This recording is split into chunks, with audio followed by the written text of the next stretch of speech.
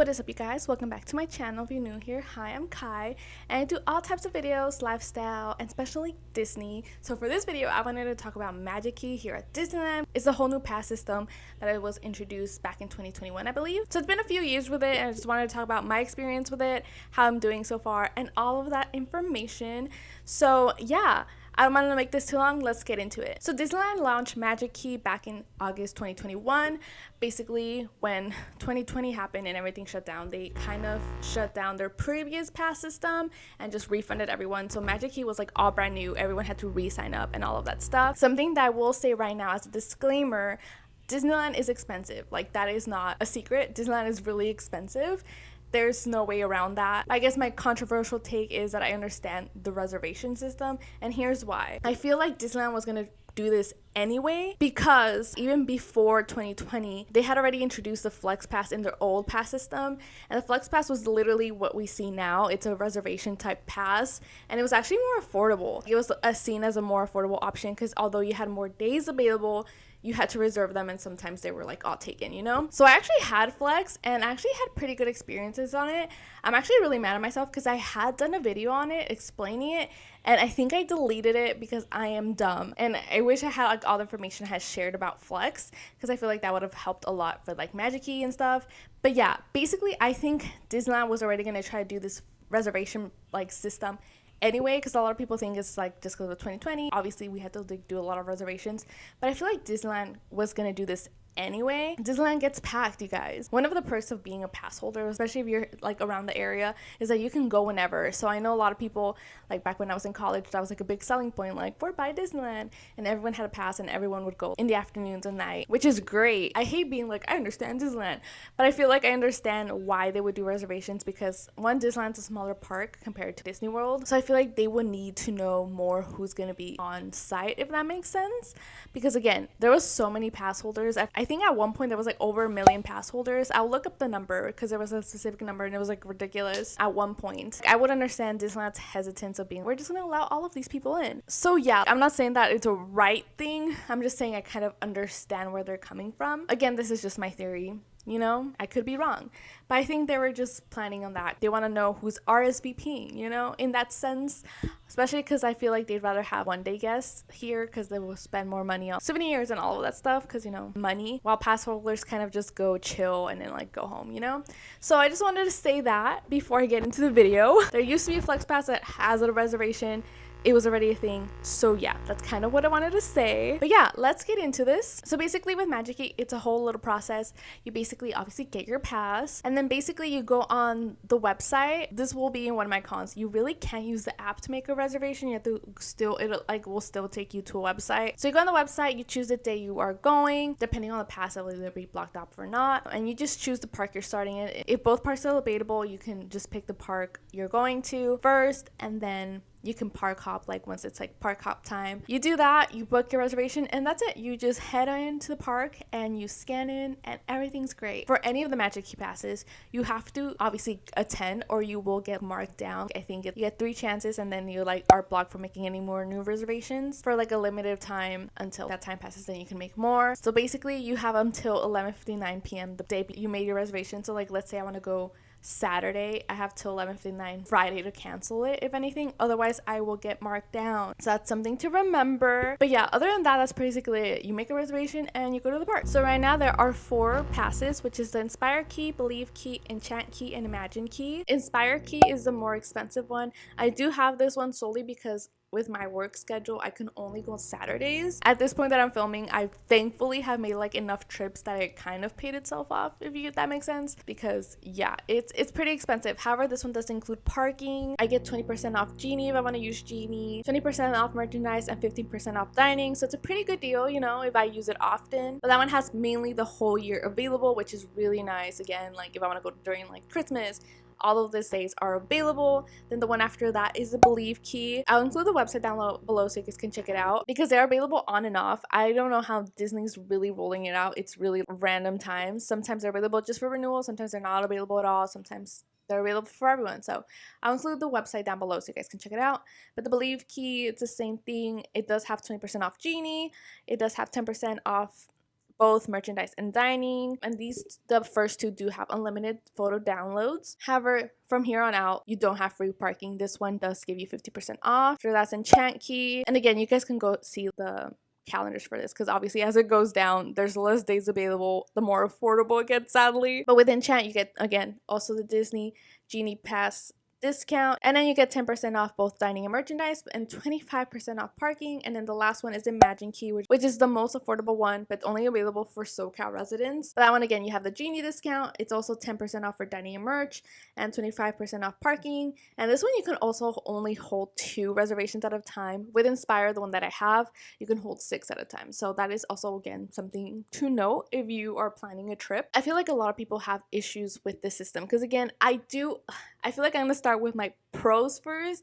I feel like I want to say this now. Like, I'm happy that I have a pass, but there's definitely a little bit of cons to it. But I understand it. I don't know if that makes sense. It's actually not as hard to use. They're definitely making more changes to it. For example, they recently made the change that you can actually change the park you chose when you made your reservation, because before you can make a reservation to a park. So like, let's say I made a reservation for tomorrow, chose Disneyland. However, I changed my mind and I wanted to go to DCA first instead. Before, you were not allowed to change the park you started at. You couldn't edit your reservation, you could only cancel it, and that was always like risky, because like if the day ended up being blocked off, then you're screwed out of a reservation, you know?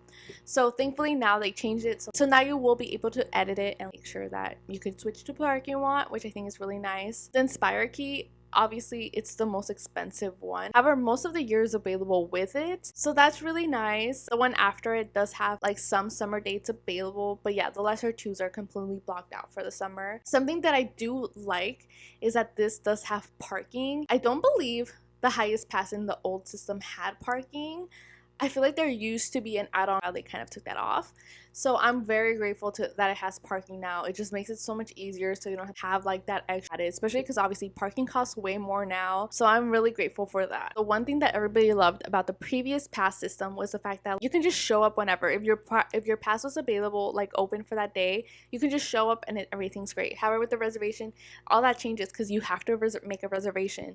And I know that I've had times where like I had like a free day and I was like, oh my gosh, I kind of want to go to Disneyland, and I'll check the app and it'll be like blocked off. And that's just really annoying, because all of these dates, but again, they shut off reservations at specific times. Sometimes they open back up, hey, it's like one park's available now, or you know, all of that stuff. But it's kind of like a risk, and it's kind of annoying because you're paying for like a chance to be able to attend, if that makes sense. So like I said, there's been days where like I was like, oh my gosh, I can totally go right now, but then I see that there's no like availability to make a reservation, and that just is not fun. So I feel like I do understand why people are upset, because it's that whole feel of like, oh, I can just go right now, I have my pass is open.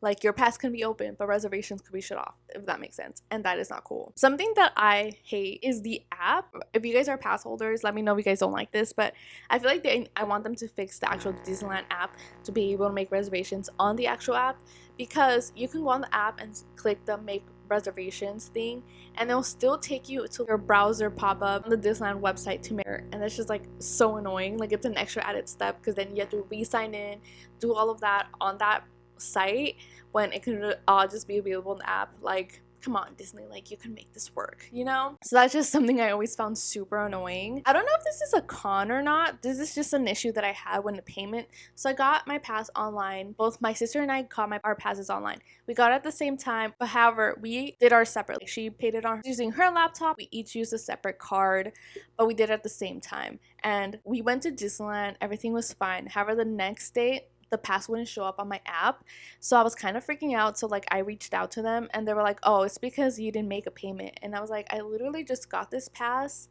and I'm having this issue. So then I checked my sister's app, and hers was having the same issue. So we had to call like the pass holder number, and they were kind of placing the blame on us, like, you didn't pay. But I was like, no, like, we put all the information in. I had already taken out like the deposit and like the month. So I was like, no, like, it paid. My card went through. And again, it was 2 separate cards, 2 separate accounts. Like, it wasn't the same one. So they were trying to get really like annoying with us. And I told them, I was like, look, we're both having this issue. We weren't even paying in the same account. We weren't in the same account, but we're having the same issue. Like, this doesn't seem it's our problem. So that was kind of annoying. What if I was going to Disneyland that second day? What would have happened? Like, I would have to like go to like guest services and like get it fixed. So that was annoying. I feel like overall, the only issue is like the actual reservation thing, because again, like, that's not the funnest thing to like deal with. I understand it. I feel like there's a difference with like understanding it and liking it, because I feel like a lot of people that are like hardcore hate it and like just want to get rid of it. But like I feel like I understand why Disneyland is, but I just don't like it either. Like I understand why Disneyland is choosing to keep this,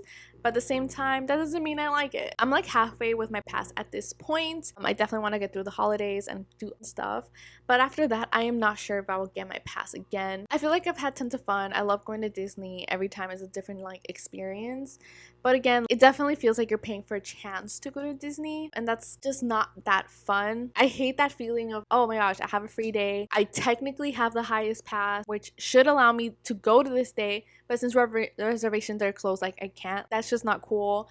It's just like feels like a bit of a gamble, and that's just like, again, that's what a lot of people don't like. You don't know when you can go next because you're just waiting for a reservation. Also, not to scare you guys, like reservations can be available. I'm checking the app right now, which again, I have to go sign in, see, and then it takes you to Disneyland Go on a different website. I don't want to scare you guys and be like reservations are never available. They usually are available. They actually it's pretty good job available, so don't be like, oh my gosh, I'm gonna pay for nothing. They will be available, but I think it's more of like those last minute days that like are kind of a risk. Sometimes they're available, sometimes they're not. Sometimes they open up one park. You honestly kind of have to keep, which again is not fun. Something my sister and I have been doing is that we'll just book a month ahead. Like, okay, we're gonna go on this Saturday, and we're like, cool, done. So that's been easy. We've been able to make a reservation, no like problem. So see, right now, I'm gonna take a screenshot of this. July is basically all available. Today, as I'm filming it, is July 15th. So even today is still available. So I could have gone today. Next week is blocked off right now, which is weird. Again, it also depends, but as you guys can see, July 17th only DCA is available. Then for August, all of August is still available except the 20th and 21st. So far, all of September is available, and then for October, only the first weeks are available. They don't open the whole calendar right away, so like for October they're probably gonna open the rest of the weeks later on. You cannot make a reservation right now. It's July. I cannot make one for like January because the calendar is still not open, if that makes sense.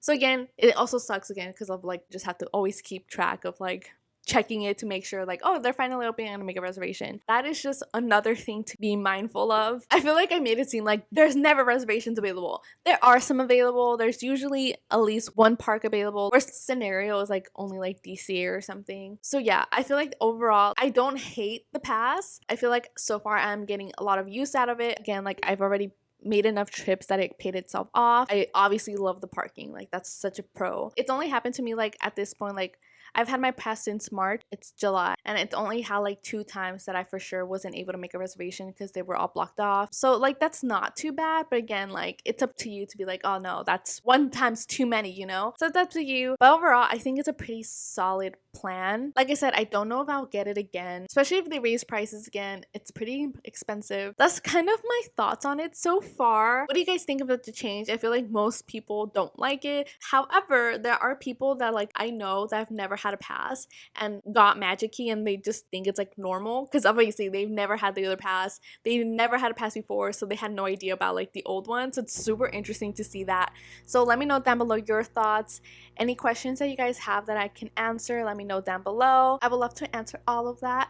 And that is it for this video. Don't forget to give it a thumbs up and subscribe. I do all types of lifestyle content, and I do a lot of Disney vlogs. So if there's anything you guys want to see, let me know. Once again, let me know if you guys have questions about the pass or just your own thoughts about the pass. Do you like the old one better? Do you like the new one better? Something I will say is that they don't give you a physical card anymore, which makes me so sad. You can buy it online, go to front gate, and you're like set. But back in the day, you used to get a little card and it was just so nice. But yeah, they don't do that anymore, so that's sad.